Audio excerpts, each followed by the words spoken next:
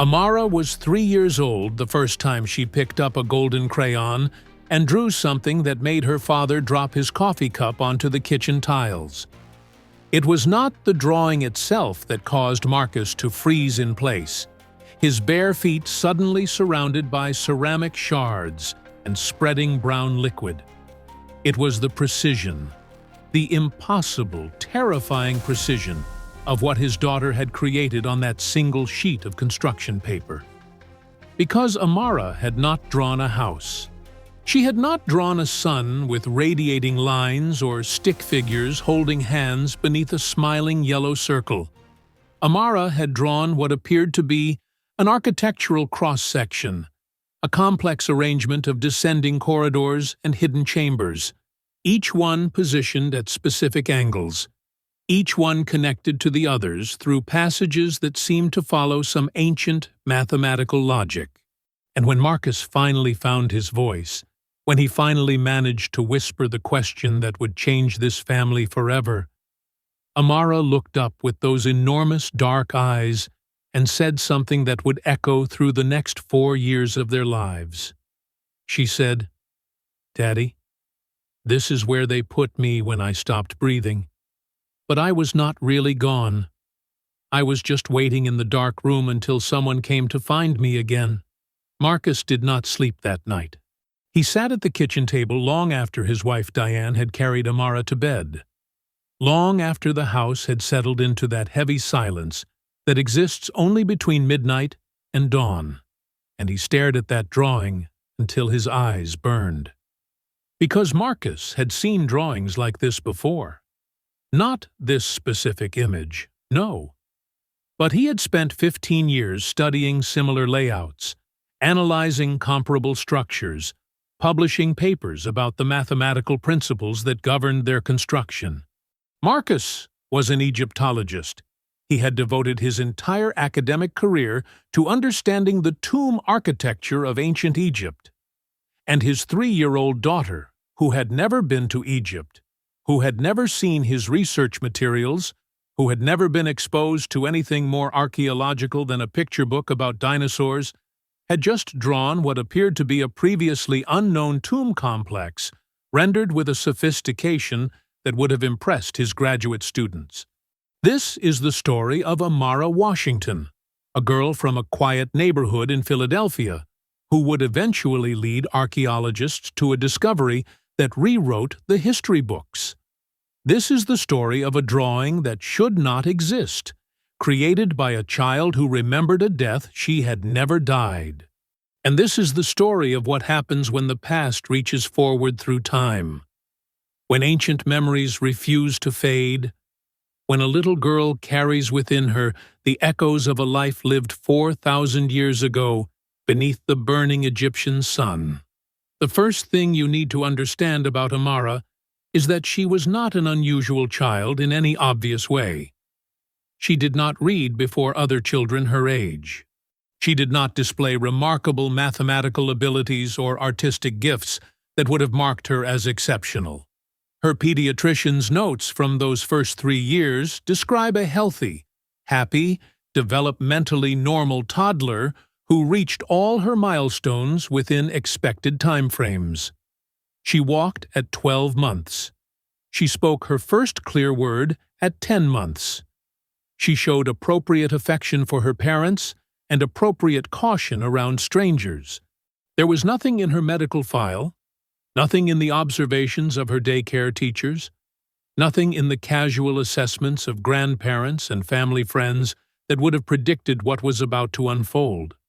But her mother noticed things. Small things at first. Oddities that Diane dismissed as coincidence or imagination or the natural strangeness that all children carry within them during those early years, when the boundary between reality and fantasy remains permeable. Like the way Amara refused to wear anything blue.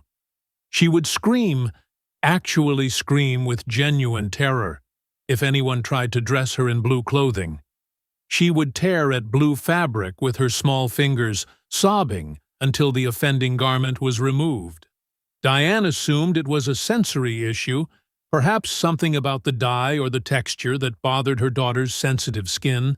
She mentioned it to the pediatrician, who nodded and made a note, and suggested they simply avoid blue clothing until Amara outgrew the aversion.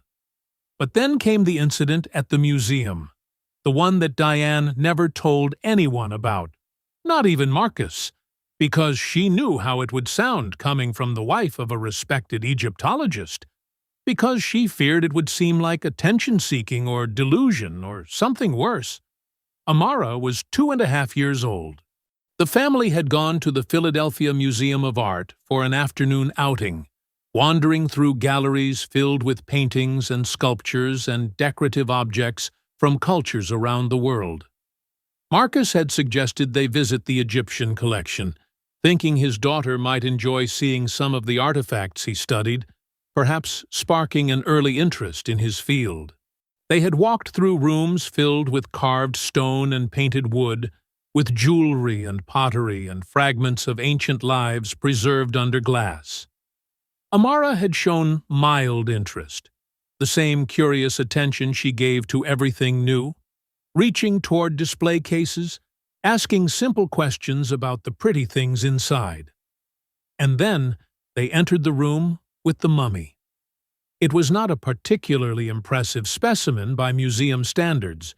A partially unwrapped adult male from the late period, displayed in a climate-controlled case with informational placards explaining the mummification process and the religious beliefs that had inspired it.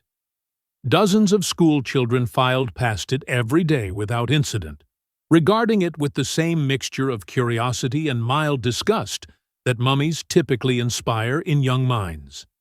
But Amara did not file past. Amara stopped in front of that case and stood completely still, her small body rigid, her dark eyes fixed on the wrapped figure behind the glass. And then she began to speak. Not in English. Not in any language her parents recognized. The sounds emerging from her daughter's mouth were strange and rhythmic, rising and falling in patterns that suggested meaning, that suggested grammar, that suggested someone was speaking through this child in a tongue that had not been used conversationally for thousands of years. Other visitors began to stare. A security guard approached with concern on his face. Marcus stood frozen, his professional mind racing through possibilities while his parental instincts screamed at him to grab his daughter and run. But Diane moved first. She knelt beside Amara and gently turned her daughter's face away from the mummy, breaking whatever connection had formed between the living child and the ancient dead. Amara blinked twice, looked at her mother with confusion, and said in perfect English, "Mommy, why is that man so sad? He has been waiting such a long time for his family to come back, but they never came. They forgot where they put him." Diane gathered her daughter into her arms and walked out of the museum without looking back. They did not speak about it on the drive home. They did not speak about it that night, or the next day, or the day after that. The incident was buried beneath the ordinary demands of family life, filed away in the mental category of strange childhood moments that probably meant nothing, that were probably just the product of an active imagination and the natural weirdness of toddlerhood. But Diane started keeping a journal. She did not tell Marcus because Marcus was a scientist, a man who dealt in evidence and peer review and reproducible results. He loved his daughter desperately, but his entire worldview was built on the principle that extraordinary claims required extraordinary evidence. He would not have known what to do with his wife's collection of impossible moments, her growing catalogue of incidents that defied rational explanation. So, Diane documented alone.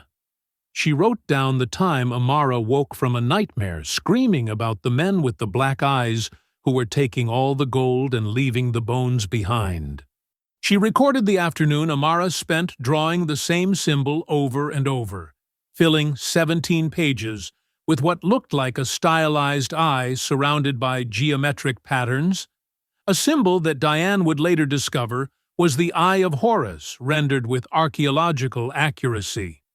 She noted the evening Amara refused to eat honey, pushing away her plate with tears streaming down her face, saying that honey was only for the ones who stopped breathing, and that eating it would make the gods angry.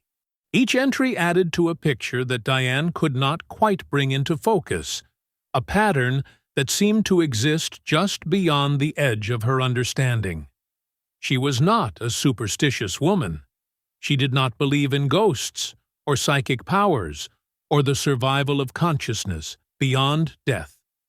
She was a registered nurse who had spent her career dealing with the concrete realities of human biology, with blood and bone and the measurable functions of living tissue. But she also knew what she was seeing. She knew that her daughter was displaying knowledge she should not possess, speaking of things she could not have learned, drawing images she had never been shown. And she knew, with a certainty that frightened her more than any supernatural explanation, that something was happening to Amara, that the rational world had no framework to explain. The turning point came on Amara's 4th birthday. The family had organized a small celebration, just grandparents and a few friends with their children, cake and presents, and the controlled chaos that accompanies any gathering of small humans high on sugar and excitement. Amara had been having a wonderful day, playing with her cousins, opening gifts with appropriate enthusiasm, wearing the special purple dress she had chosen for the occasion. And then she opened the present from her father's colleague. Dr. Patricia Okonkwo was a fellow Egyptologist who had worked with Marcus for years. She had selected a gift she thought any child would enjoy, a beautifully illustrated children's book about ancient Egypt, filled with colorful pictures of pyramids and pharaohs and the daily life of people who had lived along the Nile thousands of years ago. Amara took one look at the cover and threw the book across the room with startling force. But unlike the expected tantrum of a child who did not get what she wanted, Amara did not cry. Instead, she grew very still, very quiet, and when she spoke, her voice carried a weight that did not belong to a 4-year-old. She said, "That is not right. The colors are wrong. The clothes are wrong. The sky was never that blue. It was yellow in the morning and orange in the evening, and at night you could see so many stars, it looked like someone had scattered gold dust across black linen. And the river was green sometimes and brown sometimes, but never that bright blue. And the people did not look like that. They looked like me. They looked like us. They had skin like honey, and coffee and earth. And that book is lying, Daddy. That book is full of lies told by people who never walked there, who never breathed that air, who never felt the sand burning through their sandals, or heard the songs the workers sang when the sun went down." The room had fallen silent. The other parents exchanged uncomfortable glances. Marcus stood frozen with a piece of birthday cake halfway to his mouth, his academic mind struggling to process what his daughter had just said. Because Amara was right. The book's illustrations, while beautiful, reflected the idealized and often inaccurate depictions of ancient Egypt that had dominated Western art for centuries. The sky colors, the skin tones, the details of daily life, these were things that modern Egyptologists had only recently begun to correct, things that required specialized knowledge and access to contemporary research to understand. And his 4-year-old daughter had just critiqued them with the confidence of a tenured professor. Diane moved quickly to manage the situation, scooping Amara up and carrying her to her bedroom while apologizing to the guests about her daughter being overtired, about children sometimes having strange reactions to new things, about how they really should be wrapping up anyway, because it was nearly nap time. But In the quiet of Amara's room, away from the witnesses, she sat on the bed and held her daughter, and finally asked the question she had been avoiding for 2 years. She asked, "Amara, how do you know what Egypt looked like? Have you been there?" And Amara, calm now, settled against her mother's chest, answered in a voice that was both completely her own and somehow also ancient, somehow carrying the resonance of centuries. She said, "I used to live there, Mommy, before I was born here, before I was Amara. I had a different name then, a name that meant beloved of the sun, and I lived in a big house near the river, and my job was to take care of the special things, the beautiful things that belonged to the great lady who slept in the stone room. I was just a girl, maybe a little bit older than me now, and I wore white clothes and gold earrings, and I knew all the words to make the gods happy. And then one day, the sand came, so much sand, and the house fell down, and the great lady's room got lost, and I could not breathe any more, and then I was here. I was born here, and I was Amara. But sometimes I still remember. Sometimes I still remember everything." Diane held her daughter for a long time after that. She did not speak. She did not ask follow-up questions or press for details or try to convince Amara that she was mistaken. She simply held her and rocked her and let the words settle into her consciousness. Let them find a place among all the other impossible things she had recorded in her journal over the past 2 years. And when Marcus came into the room an hour later, when he sat down on the bed with the expression of a man whose understanding of reality had just been fundamentally challenged, Diane showed him the journal. She showed him 2 years of observations, 2 years of drawings, 2 years of words and phrases and behaviors that she had been collecting in secret because she did not know how else to process what was happening to their daughter. She showed him the symbol of the Eye of Horus that Amara had drawn dozens of times. She showed him the words Amara had spoken, words that Diane had phonetically transcribed without understanding, words that Marcus now recognized as fragments of Middle Egyptian, a language that had not been spoken conversationally in over 3,000 years. She showed him the dreams Amara had described, dreams of walking through corridors lit by oil lamps, of carrying precious objects wrapped in linen, of singing songs to statues that watched with painted eyes.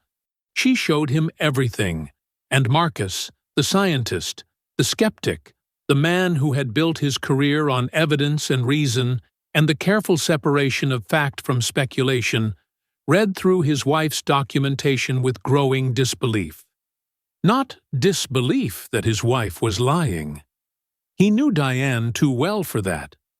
She was the most honest person he had ever met, incapable of sustaining a deception of this magnitude, incapable of fabricating evidence to support a fantasy. His disbelief was directed at the universe itself, at a cosmos that was apparently stranger than his rational worldview had allowed, at the possibility that his daughter somehow carried memories of a life lived 4,000 years ago in a land she had never visited, among people she had never met, speaking a language she had never been taught. He did not know what to do with this information.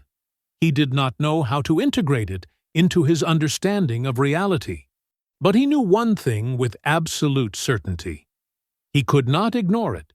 He could not file it away as childhood imagination or wishful thinking or any of the other comfortable explanations that would have allowed him to continue living in a world that made sense.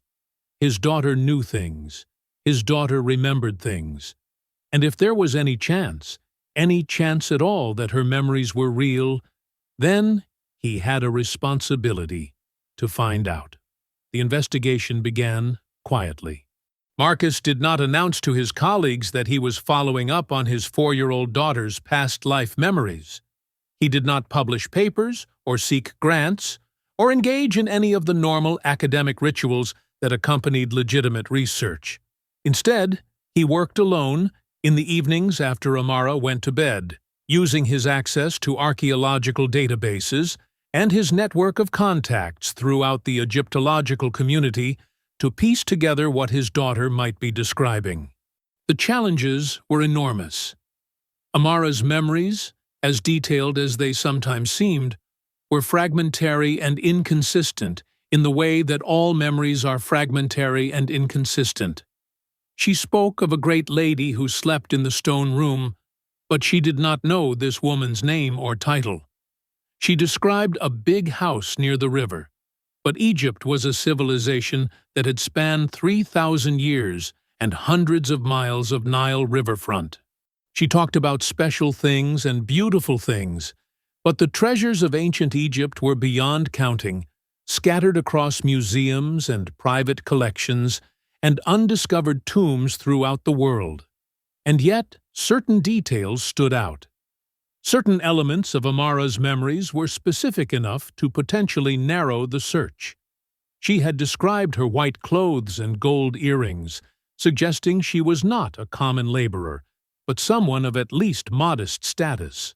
She had mentioned knowing the words to make the gods happy, suggesting a religious function, perhaps a priestess or a temple servant.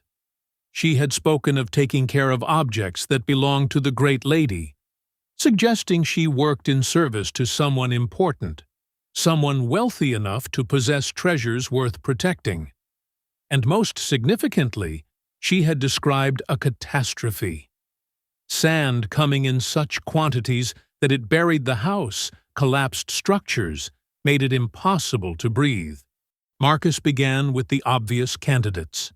The Valley of the Queens, where royal women and their households had been interred for generations.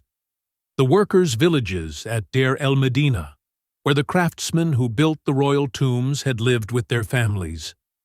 The temple complexes at Karnak and Luxor, where thousands of priests and servants had performed the endless rituals that kept the gods appeased and the cosmic order intact. But nothing quite matched. The locations were wrong. The time periods were inconsistent. The specific details did not align with any documented site. Marcus spent 3 months searching without finding anything that confirmed his daughter's memories. He began to doubt himself, to wonder if he was chasing shadows, if he was allowing his love for Amara to override his scientific judgment. And then his daughter drew another picture. She drew it on a Sunday morning in February, while Marcus was reading the newspaper and Diane was making pancakes and the family was enjoying a quiet weekend together. Amara had been sitting at the kitchen table with her crayons and paper, drawing as she often did, producing the endless stream of images that had become part of their daily life. But when Marcus glanced over at her work, when he saw what she had created this time, his newspaper fell from his hands, and his heart began to pound with an intensity that frightened him. Because Amara had not drawn another generic Egyptian scene. She had not drawn corridors or chambers or symbolic eyes or any of the recurring images that had populated her artwork for years. This time she had drawn a map. It was a detailed, clearly labeled map of a specific location. There were topographical features marked with careful attention to scale. There were structures indicated with small rectangles and squares. There were paths connecting different areas, some straight and some winding. And in the center of the map, surrounded by what appeared to be protective walls, there was a building complex that Amara had labeled with symbols Marcus recognized immediately. The symbols were hieratic, the cursive script that ancient Egyptian scribes had used for everyday writing. And they spelled out, clearly and unmistakably, 2 words that made Marcus feel like the ground had suddenly disappeared beneath his feet. The words were, House of the Beloved. Marcus had spent his career studying Egyptian tombs. He knew the naming conventions, the religious symbolism, the ways that ancient Egyptians had described their sacred spaces, And he knew that House of the Beloved was a term used for certain types of mortuary temples, structures built to maintain the cult of a deceased royal or noble individual. Amara had drawn a map to a mortuary temple, a temple that, according to his daughter's drawing, was located in an area of the Theban hills that had never been systematically excavated. A temple that, if it existed, would represent a significant archaeological discovery. A temple that his 4-year-old daughter claimed to remember because she had worked there 4,000 years ago, taking care of precious objects, saying the words that made the gods happy, serving the great lady who slept in the stone room. Marcus did something he had never done in his professional career. He made a decision based entirely on faith. He looked at his daughter's map, at the specific topographical details and the precise positioning of structures, and he decided to believe her. He decided that somehow, impossibly, his child carried memories of a place that might actually exist, and he decided to find it. The expedition required careful planning. Marcus could not simply announce to his university that he was organizing a dig based on his 4-year-old daughter's crayon drawings. The academic world did not work that way. Claims required evidence, and evidence required preliminary investigation, and preliminary investigation required funding and permits and the cooperation of Egyptian authorities who were understandably protective of their archaeological heritage. But Marcus had advantages that other researchers did not possess. He had contacts throughout the Egyptological community, colleagues who owed him favors, former students who had risen to positions of influence. He had a reputation for careful, methodical work that opened doors which might have remained closed to someone more speculative. And he had, hidden away in his files, satellite imagery of the area Amara had drawn, imagery that showed intriguing anomalies beneath the desert surface, anomalies that had never been investigated because no one had thought to look there, because the area was considered unpromising, because the conventional wisdom held that anything of value in the Theban hills had already been found. Marcus called in every favor he had accumulated over 15 years of academic work. He wrote grant applications that emphasized the satellite anomalies and downplayed their origin in his daughter's memory. He corresponded with Egyptian officials, emphasizing his track record and his commitment to proper archaeological methods. He assembled a team of trusted colleagues who agreed to participate in what he described as a speculative survey, a low-budget preliminary investigation that would either confirm the presence of something interesting or allow them to cross this area off the list of potential sites. He did not tell most of them about Amara. He did not share his daughter's drawings or describe the strange journey that had led him to this specific location in the Egyptian desert. Only 2 people knew the full story: his wife Diane, who had agreed to accompany the expedition with Amara, and his oldest friend in the field, Dr. James Adeyemi, a Nigerian-British archaeologist who had known Marcus since graduate school and who was the only colleague Marcus trusted with the truth. Dr. Adeyemi had listened to Marcus's account with the skepticism of a trained scientist and the open-mindedness of someone who had spent decades working in Egypt, where the boundary between the mundane and the miraculous often seemed thinner than in other places. He had looked at Amara's drawings, had heard the recordings Diane had made of her daughter speaking fragments of Middle Egyptian, had reviewed the journal entries documenting 2 years of impossible knowledge. And he had said something that surprised Marcus, something that stayed with him through the long months of preparation that followed. Dr. Adeyemi had said, "I have worked in this field for 30 years. I have seen things I cannot explain. Artifacts that should not exist. Inscriptions that describe events we thought were mythology. Tombs that were sealed for 3,000 years and still had fresh flowers on the altar when we opened them. I do not know what is happening with your daughter, I do not have a framework to understand it, but I have learned that Egypt has its own logic, its own rules, its own ways of revealing its secrets. If Amara says there is something there, I think we should look. The expedition departed in October, time to coincide with the cooler season when archaeological work in Egypt became bearable. Marcus, Diane, and Amara flew to Luxor, where they joined Dr. Adeyemi and the rest of the team.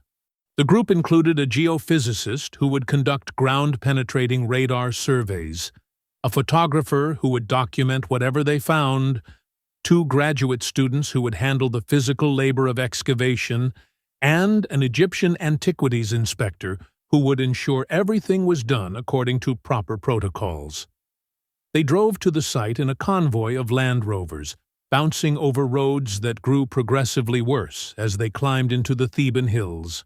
Amara sat in the back seat between her parents, her face pressed against the window, watching the landscape unfold with an expression that troubled Diane. It was not the expression of a child seeing something new. It was the expression of someone returning to a place they knew, a place they loved, a place they had been mourning for a very long time.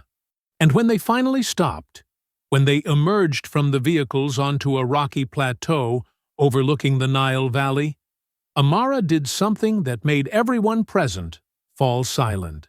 She walked directly to a specific spot on the plateau, a spot that looked no different from any other patch of sand and stone, and she sat down. She placed her small hands flat against the ground and closed her eyes, and she said, in a voice that carried clearly across the desert stillness, "We are here. We are finally here. I can feel her waiting. I can feel the beautiful things wanting to be found. It has been so long. It has been so long, and I kept promising I would come back. And now I am here, and the great lady does not have to be alone anymore." The geophysicist set up his equipment within the hour. Ground-penetrating radar was not a magical technology. It could not see through solid rock or identify specific objects buried beneath the surface, but it could detect changes in density, variations in the subsurface composition that might indicate the presence of man-made structures. And when he ran his first survey over the area where Amara had sat, when the data began to appear on his laptop screen, his professional composure cracked. He said, "There is something here. There is definitely something here. Looks like chambers. Multiple chambers, connected by passages. Exactly where she said they would be." The excavation that followed would take 3 years and involve more than 50 archaeologists, conservators, and specialists from 12 countries. It would require the development of new techniques for stabilizing fragile structures and preserving delicate artifacts. It would generate more than 100 academic publications and reshape scholarly understanding of New Kingdom mortuary practices. It would become one of the most significant archaeological discoveries of the 21st century. But all of that was in the future. In that moment, in that first moment, when the radar confirmed what Amara had claimed, there was only silence. There was only awe. There was only the sound of a 4-year-old girl laughing with pure, uncomplicated joy. The laugh of someone who had carried a burden for a very long time and had finally been allowed to set it down. The entrance was found on the 3rd day of excavation. It was buried beneath 2 meters of sand and debris, sealed with mud bricks that had been stamped with cartouches from the reign of Ramesses II, placing the final closure of the tomb sometime around 3,200 years ago. But the structure beneath those seals was older, much older. Analysis of the construction techniques and architectural style would eventually date the original building to the reign of Hatshepsut, nearly 200 years before Ramesses, making it one of the oldest intact mortuary temples ever discovered in the Theban necropolis. The team worked carefully, painfully slowly, documenting every brick and every grain of sand as they exposed the ancient entrance. They photographed and catalogued and made detailed drawings. They collected samples for carbon dating and chemical analysis. They followed every protocol that responsible archaeology demanded. And through it all, Amara watched. She sat in a camp chair near the excavation, shaded by an umbrella, drinking juice boxes and eating crackers and looking for all the world like any other child on a family vacation. But her eyes never left the dig site. Her attention never wavered from the emerging outlines of the structure she had drawn with crayons in a Philadelphia kitchen 6 months earlier, and when the first chamber was finally opened, when the team carefully removed the blocking stones and directed their lights into the darkness beyond, Amara stood up. She walked toward the entrance before anyone could stop her. Her parents called her name, but she did not respond. The archaeologists moved to intercept her, but somehow she passed between them. And she stood at the threshold of that ancient doorway, a threshold that had not been crossed by human feet for more than 3,000 years, and she spoke. She spoke in Egyptian. Not the halting fragments she had produced before, not the isolated words and phrases that her parents had recorded over the years. This was fluent, rapid, complex speech, sentences flowing into sentences, paragraphs building upon paragraphs. Dr. Adeyemi, who had studied Middle Egyptian for 3 decades, struggled to keep up with her. He caught words and phrases, enough to understand that she was narrating something, describing something, telling a story of events that had happened in this very place when the stones were new and the great lady still received offerings from the living. Later, when they played back the recording and analyzed it with computational linguistics software, they would discover that Amara had spoken for nearly 7 minutes without pause. They would find that her grammar was perfect, her vocabulary sophisticated, her command of Egyptian rhetoric and religious formulae consistent with texts from the New Kingdom period. They would determine that she had described, in detail, the daily rituals that had been performed in this temple, the names of priests and servants who had worked here, the contents of chambers that the team had not yet excavated. She had described objects that would not be found until months later, objects whose existence no living person could have known. She had described the great lady by name. The name was Merit-Aten. It was a name that meant beloved of the Aten, the sun disk that had briefly been elevated to supreme deity during the reign of Akhenaten before being suppressed by subsequent pharaohs. Merit-Aten had been a historical figure, a princess of the 18th dynasty, the daughter of Akhenaten and Nefertiti, possibly even a pharaoh herself during the confusing years following her father's death. But her burial place had never been found. Her fate after the restoration of traditional religion was unknown. She had become one of the great mysteries of Egyptology, a figure whose prominence in life was matched only by her complete absence from the archaeological record after the fall of her father's heretical court. And now, Marcus's 4-year-old daughter was standing at the entrance to a hidden tomb complex, speaking fluent Middle Egyptian, claiming that this was the house of the beloved where Merit-Aten had finally found rest after the chaos of her earthly existence. The chamber beyond the entrance was small, an antechamber designed to transition visitors from the world of the living to the realm of the dead. Its walls were covered with painted reliefs, the colors still vivid after 3 millennia of protection from sun and air and human interference. The images showed the standard scenes of Egyptian mortuary art, the deceased making offerings to Osiris, the weighing of the heart, the journey through the underworld toward eternal life. But they also showed something unusual.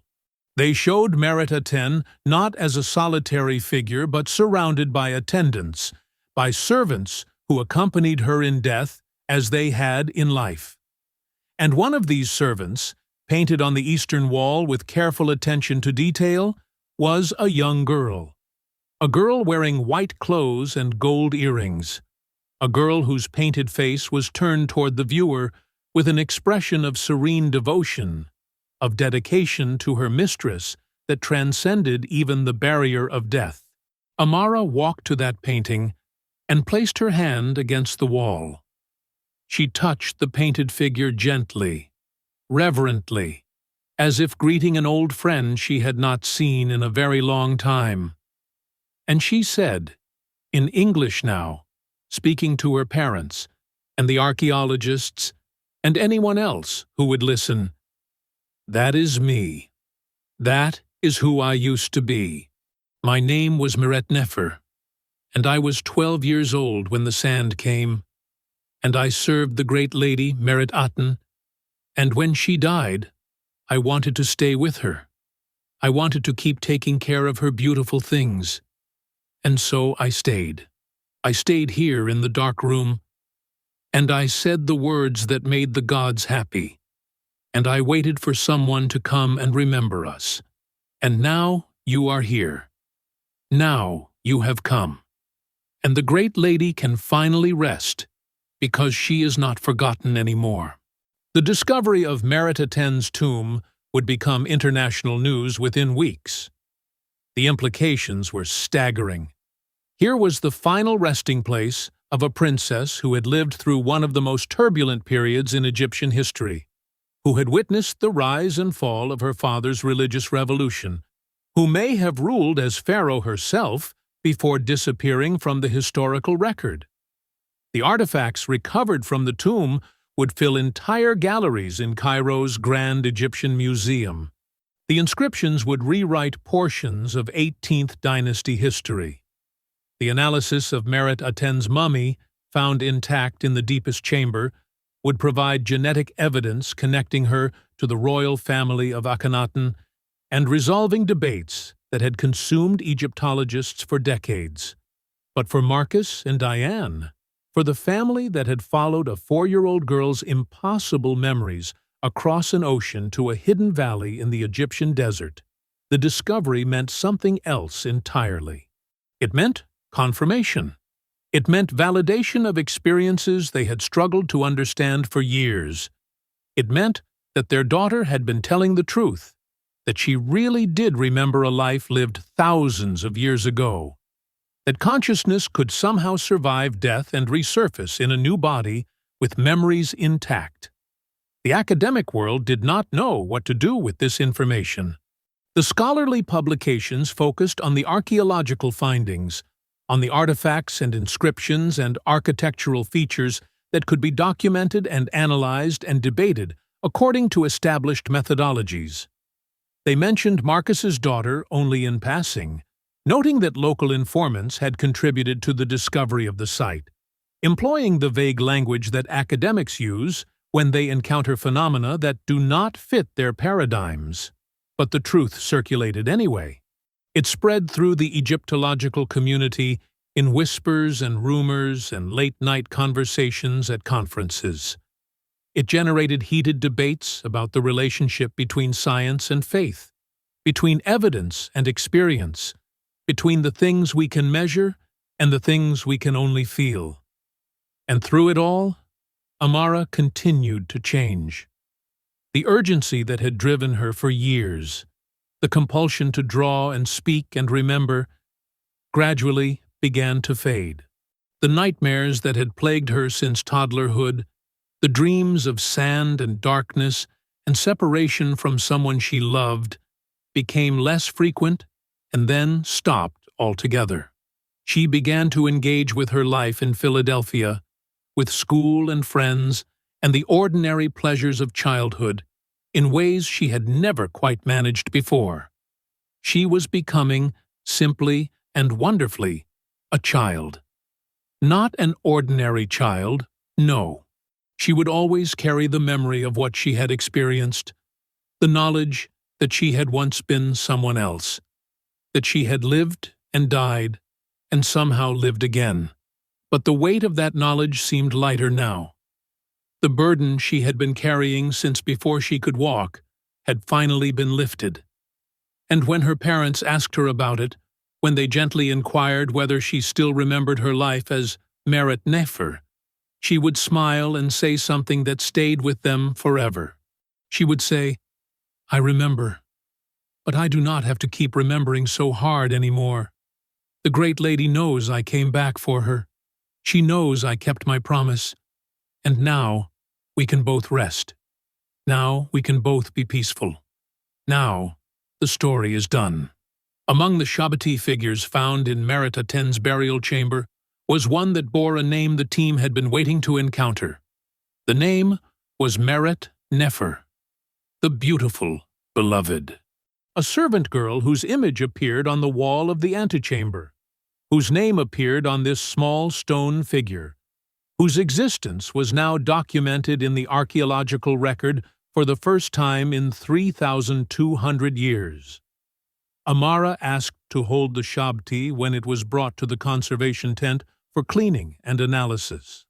Her parents hesitated, but the Egyptian inspector present, a woman named Dr. Fatima Hassan, who had become deeply invested in Amara's story, nodded her permission. Amara took the small stone figure in her hands and looked at it for a long moment. She turned it over, examining the inscriptions, tracing the carved features with her fingertip. And then she did something that made everyone present catch their breath. She lifted the Shabti to her face and kissed it gently, the way you might kiss a photograph of someone you loved who had been gone for a long time. She said, "Hello, me? Hello, Meret-Nefer. You waited so long. You were so brave, waiting in the dark, keeping the great lady company, saying the words that made the gods happy. And now it is okay. Now you can rest too. Now we can both go home." Amara is 14 years old now. She attends public school in Philadelphia, where she excels in history and art and struggles somewhat with mathematics. She has friends who know nothing about her early childhood, who see her simply as a quiet, thoughtful girl with unusual interests in ancient cultures. She no longer speaks Middle Egyptian or draws architectural plans of undiscovered tombs. She no longer wakes screaming from nightmares about sand and darkness and being separated from someone she loved. She is, in most respects, a normal teenager navigating the ordinary challenges of adolescence. But she keeps a photograph on her desk, a photograph taken in Egypt during those transformative months when the world discovered what had been waiting beneath the Theban hills. The photograph shows Amara standing in front of the entrance to Merit-Aten's tomb, her small hand resting on the ancient stones, her face lit by the setting sun. Behind her, barely visible in the shadows, is the painted figure of Meret-Nefer, the servant girl who had waited 3,000 years for someone to remember her, to find her, to complete the story that had been interrupted by sand and time and the relentless forces of forgetting. Amara does not talk about the photograph unless someone asks. She does not tell the story unless someone wants to hear it. But she keeps it where she can see it every day, a reminder of who she was and what she accomplished, and why it matters that we remember the people who came before us, even when those people have been gone so long that only their names remain. And sometimes, late at night, when the house is quiet and Amara is supposed to be sleeping, she gets out of bed and goes to the window. She looks up at the stars, the same stars that hung over Egypt 4,000 years ago, the same stars that Meret-Nefer watched while walking between the houses of the temple complex, carrying offerings, saying the words, serving the great lady she loved. She does not remember those nights the way she once did. The memories have faded, retreated back to wherever they came from, leaving behind only traces and echoes and the knowledge that once, long ago, she was someone else. But But she knows that the memories are still there somewhere. She knows that the connection she formed with Merit-Aten and Meret-Nefer and all the others who lived and died in that ancient place has not been severed, only quieted. And she knows that someday, when the time is right, when the world is ready for another discovery, the memories might return. They might call her back to the sand and the stones and the painted chambers where the beautiful things still wait. This is the story of Amara Washington, a girl from Philadelphia who remembered being a servant in an Egyptian tomb. This is the story of Merit-Aten, a princess who waited 3 millennia for someone to find her. This is the story of Meret-Nefer, a child who loved her mistress so much that she chose to stay with her even in death, and then somehow found a way to come back and make sure neither of them was forgotten. And if you have heard this story, if you have followed Amara down into that ancient tomb and back up into the light, then you are part of it now. You carry the memory of people who lived and died and believed so strongly in the power of remembering that they found a way to reach across 4,000 years and touch the mind of a child in Philadelphia. The tomb of Merit-Aten is open to visitors now. You can walk through the chambers where Amara stood as a child, where she touched the painting of her former self, where she held the shabti that bore her ancient name. You can see the golden artifacts and the painted walls and all the beautiful things that Meret-Nefer once protected with her devotion. And if you listen carefully, if you quiet your modern mind and open yourself to older ways of knowing, you might hear something. A whisper? A song? A child's voice speaking words that have not been spoken in 3,000 years. The keepers of memory are still waiting. The stories are still being told. And somewhere in the world, right now, a child is picking up a crayon and beginning to draw something impossible, something beautiful, something that will change everything we think we know about who we are and where we came from and how long our memories can truly last.